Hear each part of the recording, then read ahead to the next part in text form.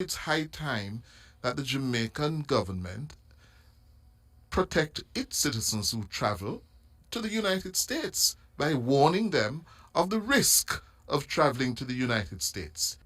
The homicide rate in Jamaica last year was 46 per 100,000. For the majority of the population in Jamaica, it is who are not in the ecosystem of organized violence that drops to 4.3 per 100,000. For a visitor to the island, that then drops to 2.3 per million.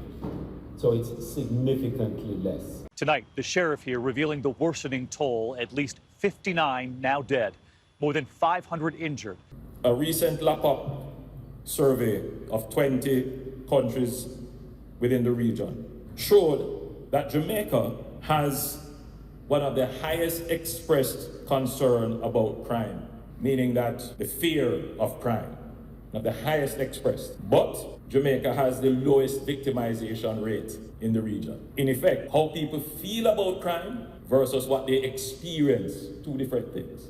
So they do feel threatened, but when you ask them, have you been a victim? No.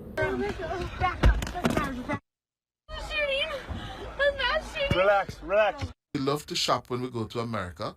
Be careful when you go to those places to shop, you might be the victim of a mass shooter. That is prevalent in America. Yes, we don't have that in Jamaica. Yeah, so the US is quite right to advise its citizens.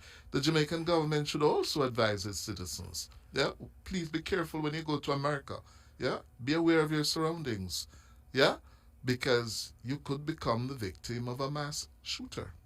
In the view of the recent US travel advisory, it is clear that based upon all the statistics that I have given you and the direction in which we are heading, that the advisory is at variance with the statistics as the improvements are evident, certainly in terms of what we're doing with crime, violence, and safety. So the US State Department or the US Embassy has issued this afternoon, yes, an update to the comments triggered by its recent travel advisory of January 23, 2024 about traveling to Jamaica.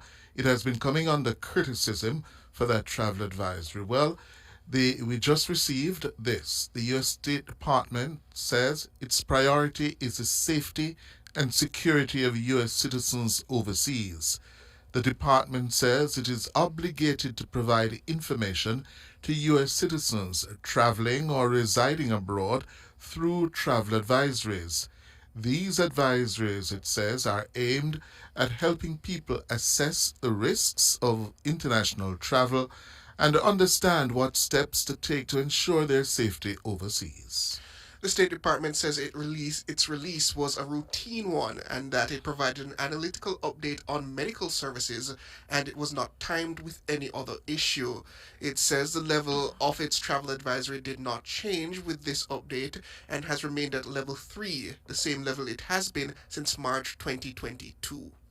The update incorporated analysis of accidents, illnesses, and deaths of U.S. citizens based on a review of health services and the medical care received when U.S. citizens are hospitalized.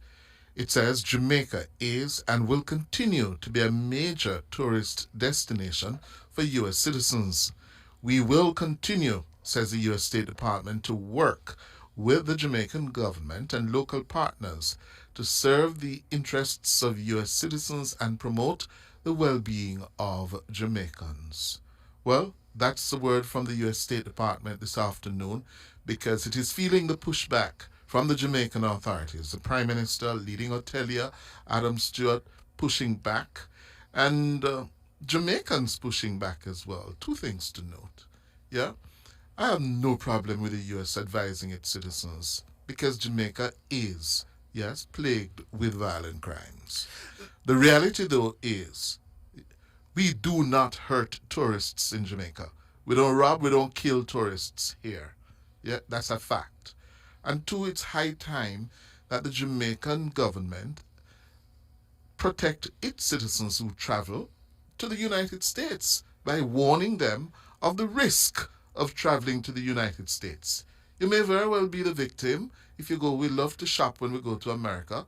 Be careful when you go to those places to shop, you might be the victim of a mass shooter. That is prevalent in America. Yes, we don't have that in Jamaica. Yeah, so the U.S. is quite right to advise its citizens. The Jamaican government should also advise its citizens. Yeah, please be careful when you go to America. Yeah, be aware of your surroundings. Yeah, because you could become the victim of a mass shooter. I don't know if the Jamaican government would be so Brave? inclined. Brave is probably Why the not? right word. Why not? Well, we have to see the realities in terms of diplomatic power. Thousands of Jamaicans travel to the U.S. every year. And going to the U.S., yes, is a risk. A real risk of you being shot at random, yeah, by a mass shooter. Is that a fact? This is true. Okay. And I won't ignore the hypocrisy in it, but okay. Diplomatic power is diplomatic power. What is power here? How you define power here? In terms of the ability, the weight of the nation's ability to enforce its will. And we have to accept that. No, that's it's a not about lopsided enforcing situation. a will. No, and that's why it's called an advisory. You can either accept and act accordingly or disregard the advisory. The U.S. is not enforcing its will here. The U.S. is doing its job as a sovereign country to protect its citizens. Yes? And it has issued an advisory to Americans. And it is well within its right because there's a basis for that. Yes? What I am saying, why don't we should follow suit? Yes! Issue an advisory when, not only to the U.S., wherever you're going. Yeah? And if there's need, there's a basis, as there is. If you travel to the United States, yeah, chances are you could be killed, injured, shot, yeah, in a mass shooting incident, which is a real problem in America. A very real concern, yes. Exactly. Why should we hesitate to do that?